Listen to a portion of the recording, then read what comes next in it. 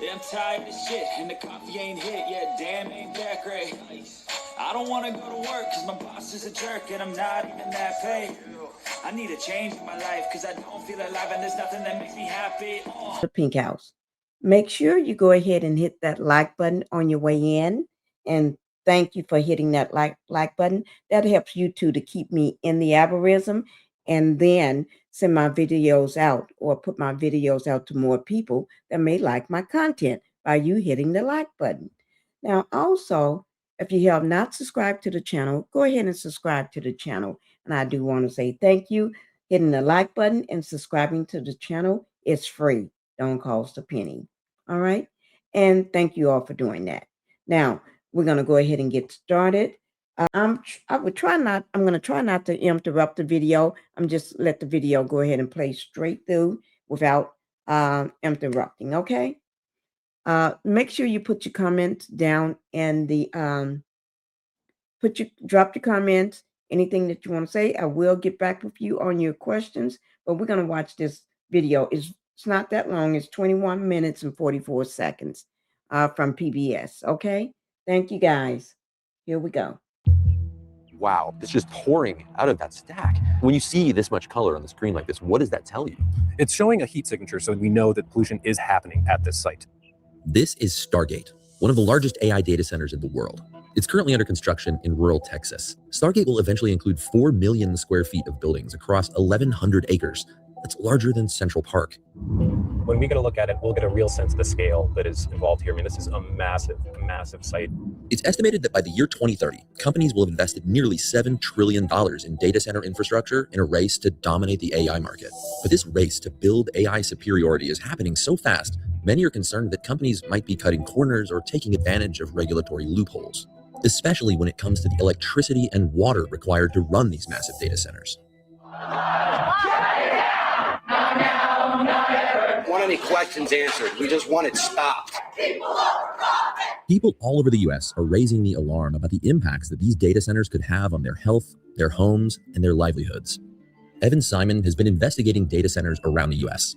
He's already found that some AI data centers are brazenly defying environmental laws, and regulators are doing little to stop it. There's really a transparency issue around the AI industry right now. It feels like a really important time for us to really pay close attention to these things. We're teaming up today to take you up above for a different perspective on this science story, using a drone fitted with a thermal camera to investigate what's really happening at one of the world's largest data centers and how it's impacting the people who live in its backyard. There are a lot of people that have not seen what we hope to show, through the drone footage, especially the thermal drone footage. Is this even legal? All right, so this looks like any other drone. Regardless of how you feel about AI itself or the way that it's being rolled out, one thing is inescapable. Despite tech companies making promises about renewable energy and sustainable technology, much of this massive AI expansion is still being powered by fossil fuels.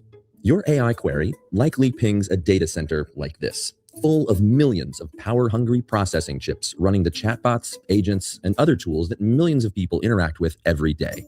But to power those operations, data centers around the country are increasingly relying on their own custom-built gas power plants. The Stargate data center already has 62 diesel generators and 10 gas-powered turbines on site, with plans for 41 more. This will make it one of the largest fossil fuel power plants of any kind in Texas, and it's just to power this data center. Why is it so important that we keep an eye on this growing industry? There's a lot of secrecy surrounding these sites. Public officials are signing NDAs, companies are using proprietary information shields, and state and federal regulators don't seem like they're able to keep up. So we feel like it's really important at our newsroom to monitor what seems like a fairly lightly regulated industry, especially as it grows at such a rapid clip.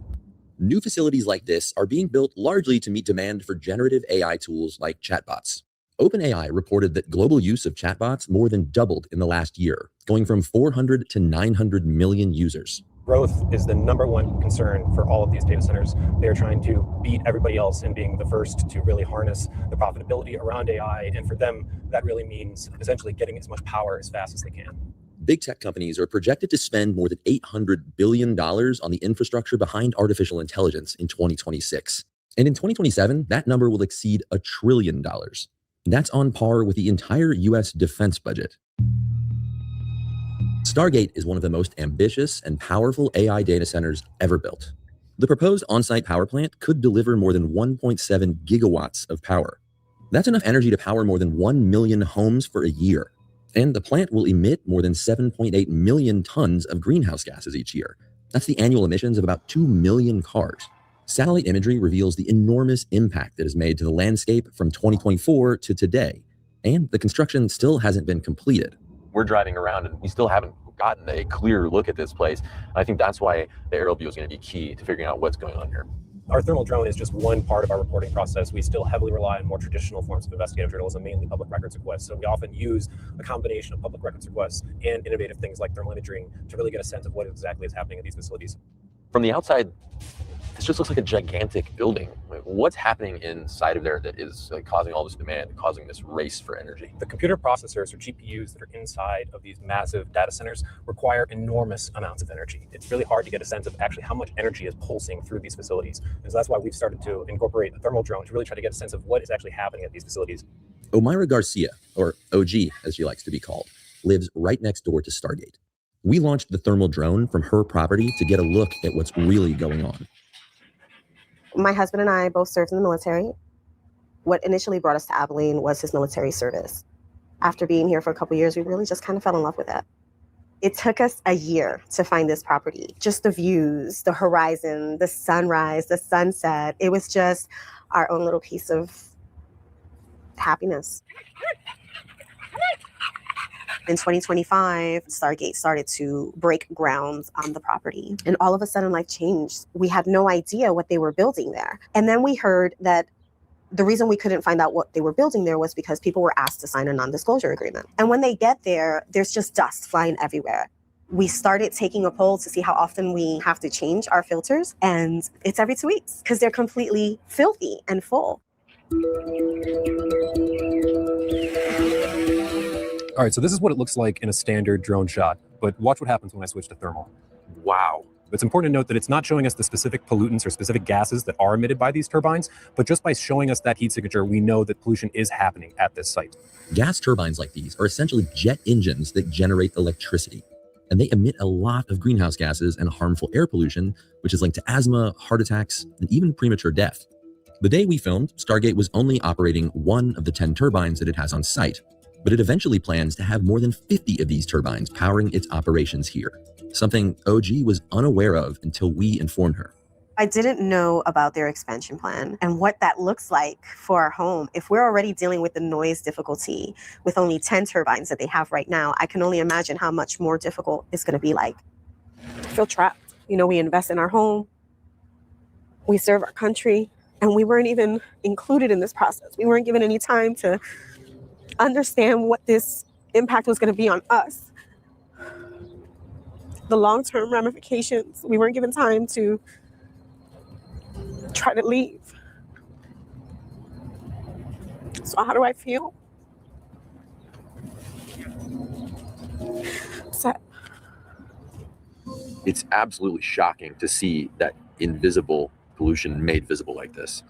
This is incredible. So how can you tell if a facility like this is following the law? Well, we're going to take these images to a series of experts to really make sure that we understand what we're looking at, but you'd be surprised what I found in the past. Evan's investigation previously took him to South Haven, Mississippi, another community being impacted by a giant new hyperscale AI data center, xAI's Colossus, which helps power their chatbot, Grok. In this drive for speed, this race for AI dominance, Elon Musk and xAI parked these massive turbines on tractor trailers to power their operations. They then argued that these were temporary power sources and therefore did not require state or federal permits to operate. That is really out of step with long-standing EPA policy that turbines like these, which are major pollution sources, require permits regardless of whether or not they're considered temporary or not. We genuinely just don't understand how they're still allowed to run their turbines right now. There's people in the very neighborhood that we're standing next to right now that probably still have no idea just because it's been kept so quiet. Even people that are living really, really close to it never really got a good sense of what was there in their backyard. I did not discover that the power plant was going to be built until it was actually here. There wasn't a public meeting or anything like that. It was just kind of here all of a sudden, which was a big shock and a big surprise. I was really fortunate to speak with a resident who has a home directly across the street from the South Haven gas plant, a woman named Crystal Polk, and she agreed to let me fly the drone from her property. As soon as the drone rose above the tree line, I could see that a number of these turbines were emitting very, very strong heat signatures, at least a dozen. And it seemed to me very obviously that these turbines were operating. Having turbines running so close to my home that are unpermitted is a very deep concern. I am severe asthmatic as well as some of my children. I am very concerned about what is going to be in the air and how it's going to affect my health. We were going to retire here, but now we have emptied the house of all furniture because of the pollution. I think I shed a few tears because it's been my forever. It's where I grew up. The bring your own power plant strategy seen at Colossus was once an outlier in the industry, but this strategy has gone mainstream, and nowhere is that more apparent than in Texas. There are roughly 300 data centers here in Texas, with at least 100 currently under construction, with an additional 100 more planned. And the vast majority are powered by fossil fuels. Texas has around 80 gigawatts of natural gas power under construction, and roughly half of those plants will provide power exclusively to data centers, without even connecting to Texas's electrical grid. Some of these approved sites are massive. One approved site in West Texas is slated to generate nearly 8 gigawatts alone, making it the largest proposed data center in the country. That 8 gigawatts is roughly enough to provide electricity for more than half the homes in the state, but that power will be off the grid, solely for one data center. While this so-called behind-the-meter strategy can reduce strain on the grid and might keep electricity prices down for consumers, it also means more power plants emitting more harmful pollutants across the state. The companies building these data centers almost always promise that they'll use renewables or nuclear when they announce their projects. But when you look at the data, most of what's actually being built right now is powered entirely by natural gas. It will be at least 2028 before renewables power AI at any real scale, and new nuclear plants are a decade or more away. These fossil fuel-powered facilities generate fine particulate matter, widely understood to be detrimental to human health. One study estimated the healthcare-related costs for people living near a similar Virginia power plant could be up to $100 million a year. And that's not the only risk. Researchers have shown that data centers create their own heat islands, raising temperatures nearby by as much as 2 degrees Celsius through their heavy use of industrial equipment and energy consumption. AI chips and models are becoming more efficient when it comes to power and heat, but those efficiency gains are being exceeded by overall growth in AI usage, in part as a result of that efficiency gain. This is a well-known phenomenon in technology innovation called the Jevons paradox. It was first described in the 1860s. The English were concerned about running out of coal, their main source of power. Some argued that as coal-burning plants became more efficient, less coal would be used. But economist William Stanley Jevons showed that increasing efficiency wouldn't save coal, because cheaper, more efficient power would lead to an overall rise in demand for coal. Hyperscalers like Stargate may be getting more efficient, but if the Jevons paradox holds up, those gains will be erased by the increased demand for AI. Electricity isn't the only concern. The tens of thousands of high-powered chips inside a data center like this generate enormous amounts of heat, requiring massive cooling systems to prevent failures. Stargate uses a closed-loop cooling system that circulates water to pull heat away from the machines. While these systems usually only need to be filled once, they do require more electricity to run. By some estimates, the rise in data centers in the state of Texas could increase water usage a whopping 9% by the year 2030.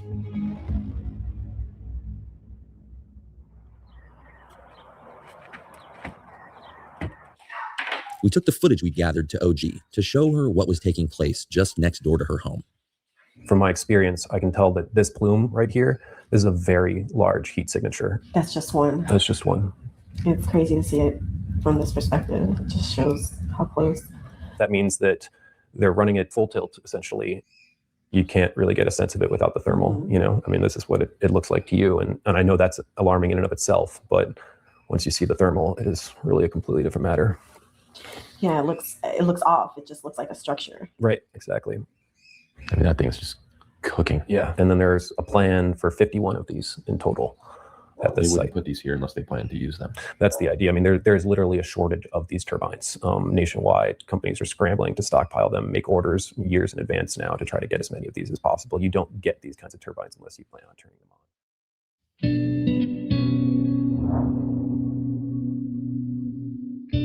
This is what it looks like in her front yard. And to hear her tell it, she had no idea that this was coming until it was essentially there. That's almost unconscionable, you know? Catherine Guerra spent years at the Texas Commission on Environmental Quality and is now at Public Citizen, a consumer rights advocacy group. So she's uniquely qualified to help us make sense of what we saw in Abilene and to figure out if Stargate is operating under the appropriate rules.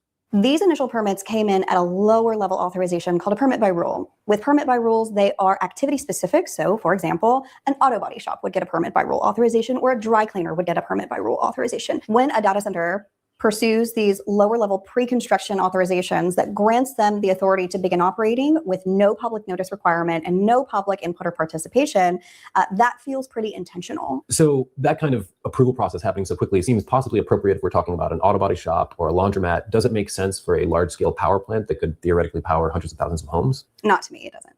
As it seeks to expand, Stargate developers have since applied for other permits that seem to better suit the sprawling data center. Critics say this small first, big later strategy enables data centers to get a foothold in a community without public input, and to make it harder or even impossible to stop them once construction has already begun. But even with the correct permits, Catherine seriously doubts that the Texas environmental regulatory bodies have the capacity to hold polluters accountable. The data center industry is expanding at a rate that is beyond the capability of the Texas Commission on Environmental Quality to sufficiently regulate. We have seen enforcement cases this past year that were 10 years old. So it seems like what we saw at Stargate is allowable operations under the permits that they currently have. Does that make it okay still, in your opinion? These air pollutants, they don't go up into the atmosphere and go away. We know that these facilities are emitting volatile organic compounds, NOx, and particulate matter. And the health impacts are respiratory, cardiovascular, people with asthma or children and elderly people in these communities. Those are the folks that are going to be suffering from this air pollution and massive amounts of air pollution. Stargate was still under construction when we visited, so most of the turbines were sitting idle. But one day soon, this site could host a city's worth of polluting exhaust stacks. At this point, this campus may be adhering to the permits that they've been issued. But there are huge questions as to whether those permits are appropriate for a facility like this, and whether private energy grids like this are sufficiently regulated for safety and pollution. There's so much that is unseen in these operations. Why are journalists like you doing this observation instead of regulators? Well, right now, what we're seeing at the administration is a lot of pro-AI policies coinciding with the gutting of various environmental agencies and enforcement agencies. So it's really unsure if we weren't doing this kind of work, if anybody else would be. Some of these companies have made promises that these very same AI technologies could help us solve climate change. What is your take on that? You hear that a lot from folks like Sam Altman himself, who said that, AI can fix climate change and can cure diseases and all these things. And while there may be enormous potential for that kind of thing, the experts that I've been talking to say that just isn't happening at scale right now. The primary use of these data centers is to power chatbots, and that's what they're being used for. I can't even begin to understand what kind of impact that's going to have on me and my health in the future. I'm concerned with that. When you invest in a home and you recognize you're doing all the right things to try to just enjoy your life, and you feel like your home is being infiltrated on, it's kind of hard to find motivation. Yeah, so I don't know what the future looks like. We've been promised a future where artificial intelligence can help us solve some of our biggest problems, curing diseases, cleaning the air, powering a better future. But right now, in the present, the machines that are building that future are being powered by some of the dirtiest possible imaginable power sources. They're being built in people's backyards, drawing down our water supply, affecting the lives of people who live nearby. But what if we could build that promised future without wrecking the present?